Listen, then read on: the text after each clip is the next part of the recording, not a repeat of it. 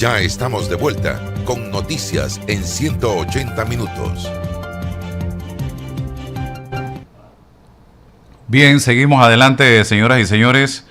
Está con nosotros en esta oportunidad. Vamos a prender cámara y micrófono, a ver si está por ahí.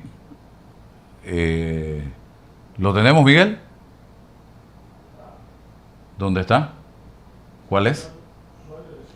No sé si ya está ahí el doctor Alfredo Oranges. Aquí estoy. Vamos a prender micrófono y cámara. Ok, ahora sí lo estoy viendo. Bienvenido, don Alfredo.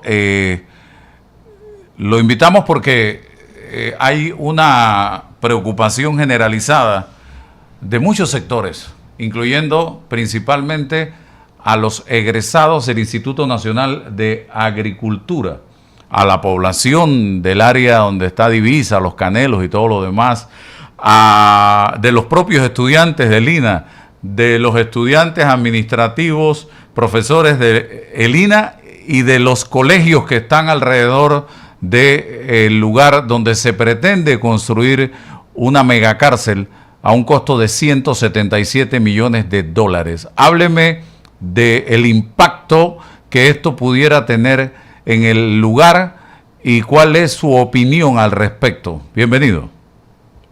Muy buenos días, Álvaro, y a los restos de los panelistas. Gracias por la invitación a este escuchado programa. Para referirme al tema que acabas de mencionar, de la construcción de una megacárcel o mega proyecto de privación de libertad en el área de Divisa. Así que me refiero a tu extenso público, saludándolo en esta mañana del Mundial, del día 11 de julio, fecha muy importante para todo el mundo deportivo, que está siguiendo paso a paso de todos los eventos en 3 países. Así que el momento es propicio porque todos tenemos puesta la atención en poco importante.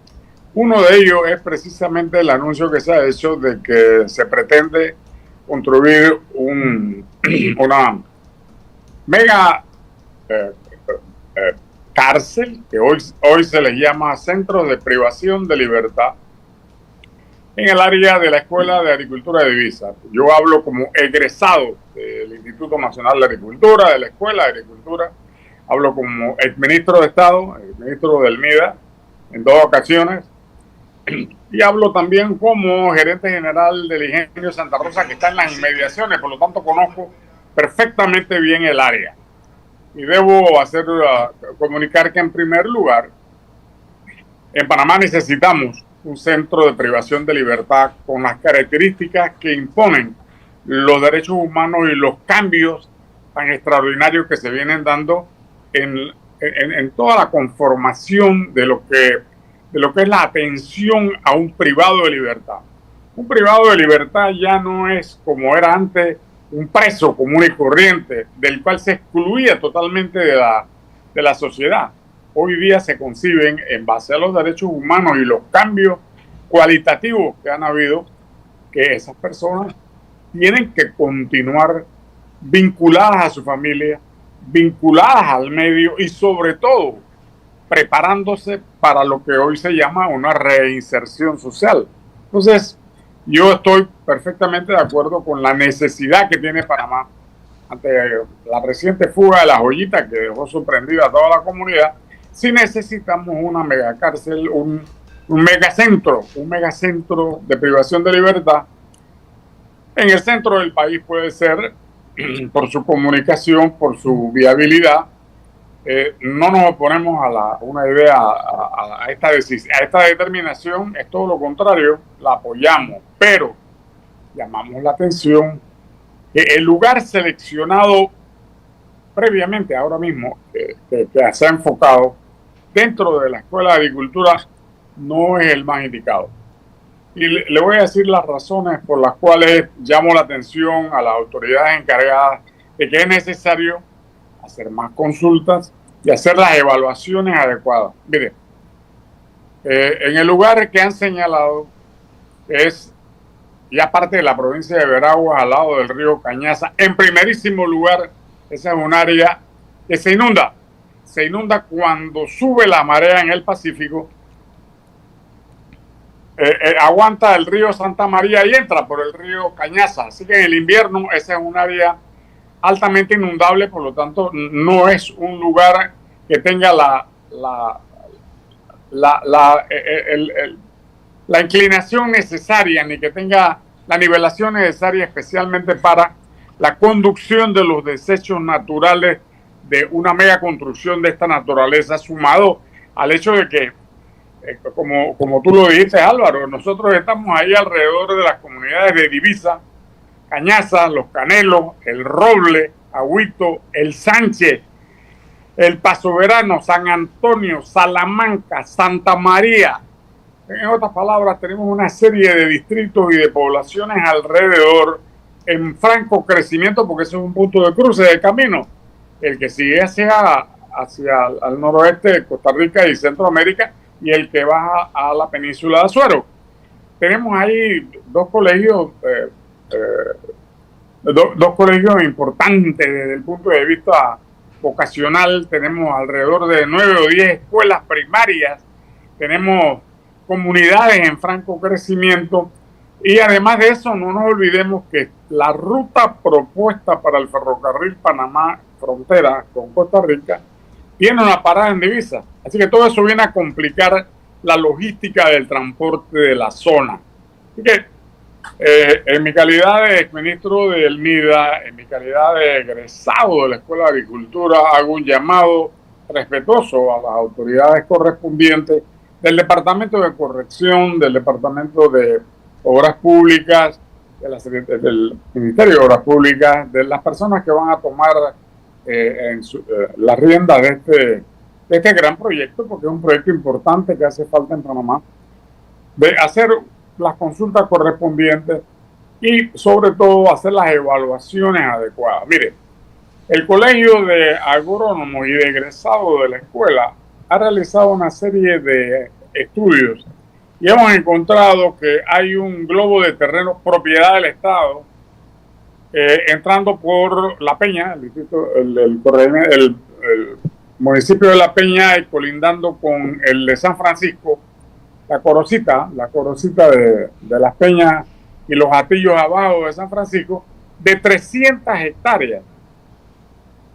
Hacer una estructura de esta naturaleza en ese lugar es mucho más aconsejable, porque uno, crea un polo de desarrollo en un lugar necesario.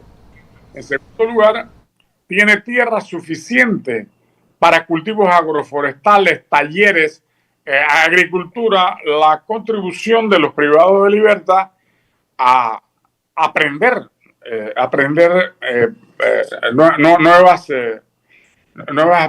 nuevos medios para reinsertarse, porque todos no van a estar toda la vida privados de libertad. Y el tratamiento que hoy se le da a los privados de libertad, a la luz de los derechos humanos, a la luz de los cambios del mundo, es otro. Hay que prepararnos. Nosotros no tenemos pena de muerte, recordemos. Entonces nosotros tenemos que acostumbrarnos a pensar de que las personas privadas de libertad por los hechos jurídicos que estipula la justicia, tienen que ser reinsertados a la sociedad con una profesión, con una dedicación a un arte, a un taller, como se hace en todos los países. Mire, yo me acuerdo cuando éramos muy jóvenes, y todavía en algunos municipios se producen, los privados de libertad salen a hacer las limpiezas de las calles, a hacer trabajo social, a trabajar en los hospitales, etcétera, lo cual está muy bien, porque es parte del proceso de reeducación y de reinserción social. Recordemos que no todos los que están detenidos son por causas inherentes a un tema netamente de privación absoluta de libertad. Muchos están allí por otra serie de circunstancias humanas que tenemos que considerar. Eso es lo que imponen los nuevos cambios. Así que cierro esta primera intervención diciendo que hago un llamado respetuoso a las autoridades correspondientes. Necesitamos una megaconstrucción de esta naturaleza, pero se deben consultar las comunidades, las organizaciones, los colegios, las personas, a ser incluyente y buscar un lugar donde el efecto de una construcción de casi 200 millones de balboas constituya realmente un polo de desarrollo adicional que podamos manejar con toda la cientología que incluye hoy día la privación de libertad. Yo olvidé mencionar el Instituto de Artes Mecánicas, que está ahí a la vuelta de la esquina. Lo mencioné al decir que había varios colegios vocacionales. Sí. Artes Mecánicas es un colegio como el de Agricultura, de más de 50 años, que ha preparado técnicos para todo el país. Entonces, allá hay varios primeros ciclos alrededor. Hay colegios secundarios. Hay casi 10 escuelas o 12 escuelas primarias en toda la zona. O sea, el impacto que puede causar una mega obra de esta naturaleza, que es importante, puede ser perturbador para el crecimiento de este nudo de comunicaciones que constituye Divisa. En la zona seleccionada es una zona que se inunda. Es restarle a la Escuela de Agricultura suelos muy importantes para uso agrícola y formación de bachilleres agropecuarios de este país. Es restarle seguridad, por lo menos la percepción, que es la realidad en política, la percepción de todas esas comunidades de tener una megadobra como la de privación de libertad, tan necesaria, que debe ser consultada, que debe ser consensuada con las comunidades.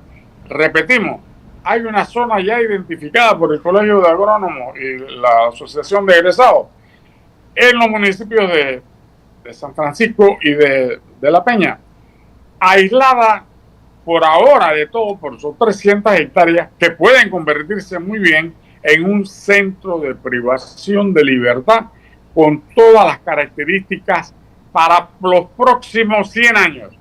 Y constituimos allí un centro, alrededor se van a desarrollar barriadas para los custodios, pues escuelas de entrenamiento, podemos desarrollar 10 a 15 talleres diferentes de mecánica, chapistería, agricultura, lechería, temas agrícolas, temas forestales, en toda esa zona que es necesario reforestar de ahí caminando hacia Tabasará. O sea que nosotros tenemos lugares más apropiados, que son propiedad del Estado, y harían mejor bien al convivir social de la nación. Usted, que tiene una historia en este país, don Alfredo, ¿cree que la solución al problema es seguir construyendo cárceles y cárceles y cárceles? Aquí somos muy dados, en el caso del sistema penitenciario, a construir cárceles. En el caso del Ministerio de Salud y la Caja de Seguro Social, más hospitales. O sea, no debemos trabajar con ahínco, con fuerza, con esmero, con voluntad en la prevención para evitar precisamente que los niños, adolescentes y jóvenes lleguen a una cárcel que ya es el último escalón realmente.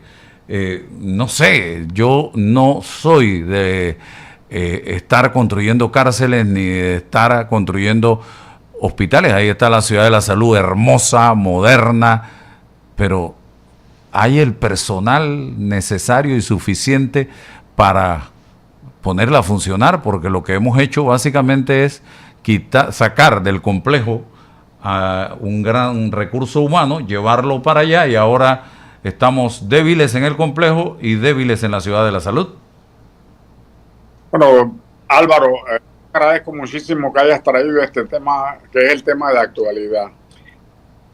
Es necesario comprender, y esto es un mensaje a la ciudadanía, y lo digo desde la altura de mis 80 años, y la experiencia de haber vivido en esa zona por 10 años. Yo soy veragüense y además fui gerente del Ingenio Santa Rosa 10 años, así que conozco la zona perfectamente bien.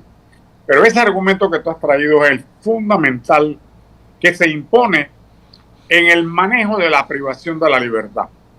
Hoy con todos los cambios tecnológicos que tenemos en el mundo, que se está dando en todos los aspectos de la civilización, ya no se trata del castigo per se en esas megacárceles, se trata de la prevención.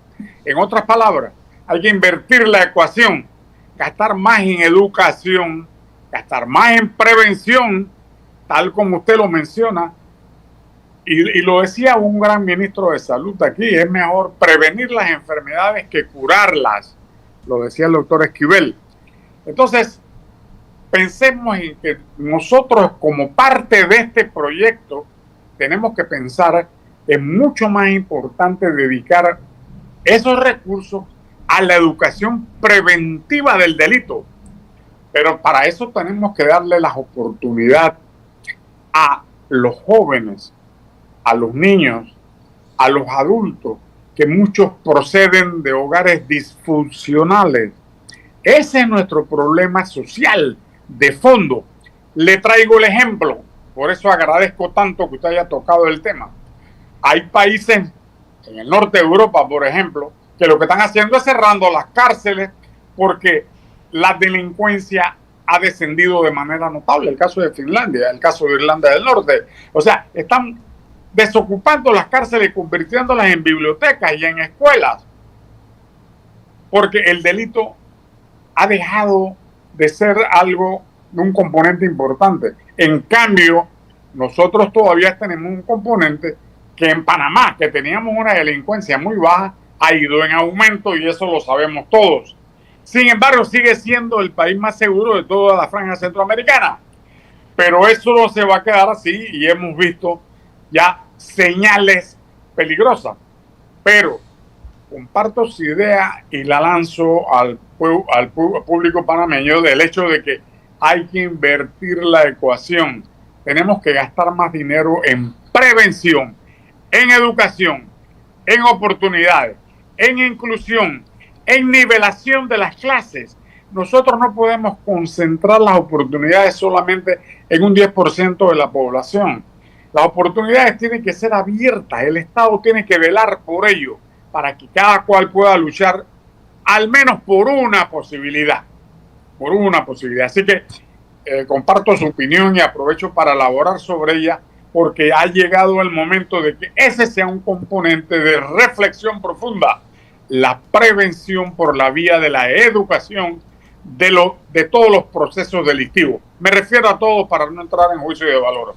No, y tenemos que valorar también que la situación cada día, si no hacemos algo, va a ir incrementándose la situación de delincuencia que está viviéndose en el país. La situación económica para muchos hoy es un problema serio. Gente que no tiene trabajo, que no consigue el recurso para llevar el pan a su casa. El tema del crimen organizado, por otro lado, usted acaba de venir hace un par de años de México, donde fue embajador, un país que sufre del tema de la pobreza y la pobreza extrema, un país que sufre del crimen organizado, que sufre de la delincuencia, en fin, que tiene situaciones a las que nosotros, ojalá y Dios quiera, no lleguemos nunca, porque yo creo que todavía estamos a tiempo de evitar llegar a lo que ha llegado México, donde el propio gobierno no se atreve a enfrentarse a las bandas criminales en ocasiones. Pero, Álvaro, gracias por la mención. Me permite decir que yo acepté ser embajador en México precisamente por tres características, porque hay tres fenómenos en este gran país de 130 millones de habitantes que me permitieron estar en contacto y aprender.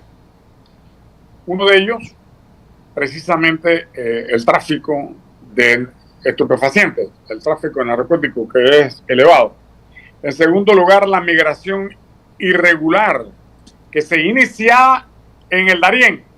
Recordemos el periodo de la pandemia, de la pospandemia, que llegaron a pasar hasta 500,000 de personas por el tapón del Darién, lo que era el tapón del Darién, y llegar buscando la frontera con los Estados Unidos y poder apreciar ese movimiento humano terrible, complejo, difícil, triste, doloroso, ver padres y niños de brazo caminando miles de kilómetros para llegar a lo que se conoció como el sueño americano.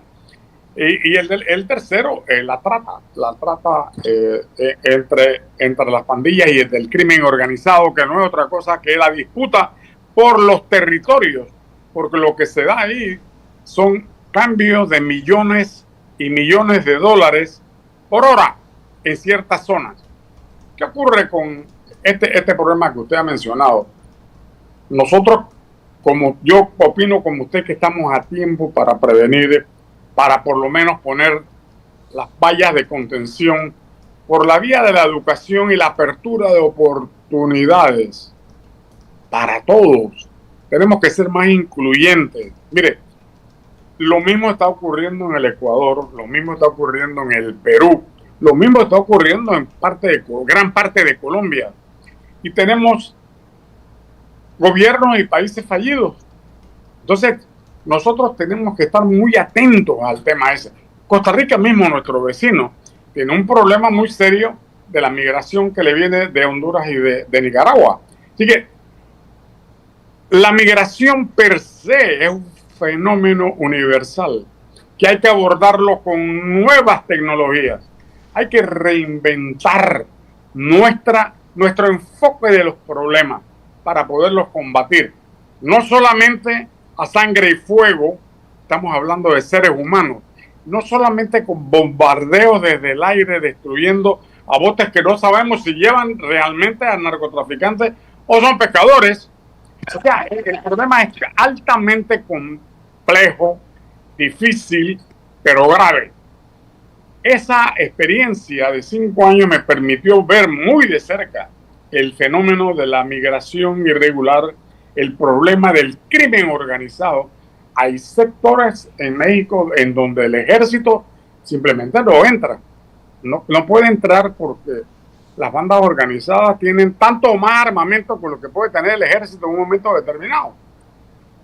Hay zonas de extrema pobreza, pero debo decir que durante el periodo que yo estuve, esa pobreza también descendió porque le dedicaron mucho esfuerzo a la parte más desfavorecida, cosa que en Panamá hemos venido haciendo con algunos aciertos, pero hace falta más trabajo, hace falta más educación, hace falta más apertura de todas estas posibilidades que tiene este país bendito con su posición geográfica extraordinaria. Así que le agradezco haber traído este tema porque en efecto es un fenómeno que se está extendiendo. Ya ve usted lo que está pasando en Chile, en la misma Argentina, lo que está ocurriendo en Bolivia y los países como el Perú, el Ecuador y ya la franja centroamericana también altamente contaminada. Panamá todavía estamos a tiempo para controlar, todavía estamos a tiempo de poder hablar entre nosotros por encima de partidos. Estos son políticas de Estado, de permanencia. No tiene nada que ver con mi preferencia partidista, tiene que ver con la nación, con nuestros hijos, con nuestros nietos y las generaciones por venir. Gracias por traer este tema del crimen organizado, porque en la medida que no hay oportunidades, la gente, los jóvenes, se asocian a cualquier banda delictiva. Eso ya lo hemos visto, lo vemos todos los días. Algo que no teníamos en Panamá, que son las desapariciones y los crímenes permanentes en los barrios y ya en cualquier parte de la ciudad. Oiga, yo no me perdonaría, abusando de usted, si omito esta pregunta a Alfredo Oranges. ¿Usted fue fundador del Partido Revolucionario Democrático, don Alfredo? Es correcto. ¿Cómo ve el presente y el futuro de este partido político luego de lo que ocurrió el 5 de mayo y luego de lo que ha estado pasando donde se habla de reestructuración, pero hay quienes dicen que no se ha reestructurado nada. ¿Qué piensa usted de ese PRD de Omar Torrijos, al que usted perteneció y fue parte de los fundadores? Es correcto. En primer lugar, debo manifestar que yo soy uno de los fundadores.